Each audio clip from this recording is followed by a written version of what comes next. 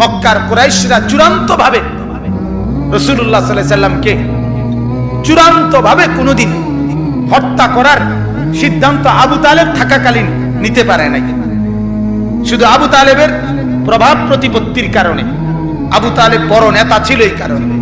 কিন্তু রাসূলুল্লাহ সাল্লাল্লাহু আলাইহি সাল্লাম সেই চাচার বিনিময়ে এই পরিমাণ চেষ্টা করছে যে চাচা আজ এতটা বছর আপনি আমার পাশে, আপনি কালেমাটা পড়েন চাচা।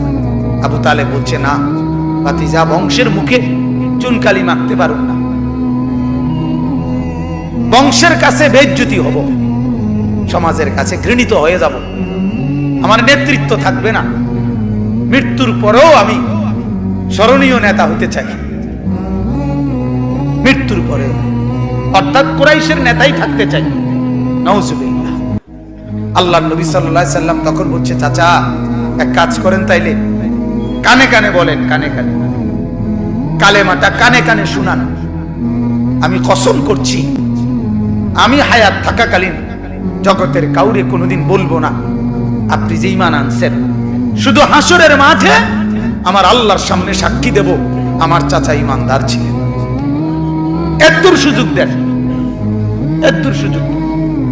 আবু তালেব বলছে না ভাতিজা, জানাজানি হয়ে যাবে, গোপনে বললেও জানাজানি হয়ে যাবে, বলবো না। সর্বশেষ আল্লাহর নবী সাল্লাল্লাহু আলাইহি সাল্লাম অঝরে চোখের পানি ছেড়ে দিয়েছে, কাঁদতে কাঁদতে বলছেন চাচা আপনি যদি ঈমান হারা হয়ে কবরে যান, আপনার কবরে আযাব হবে, আপনার জাহান্নামে আযাব হবে, আর আমি ভাতিজা মুহাম্মদ সেটা কেমনে সহ্য করুন চাচা? আপনি আগুনে জ্বলবেন, আমি এটা মেনে নেব কেমনে, মনটারে বুঝাই কেমনে চাচা?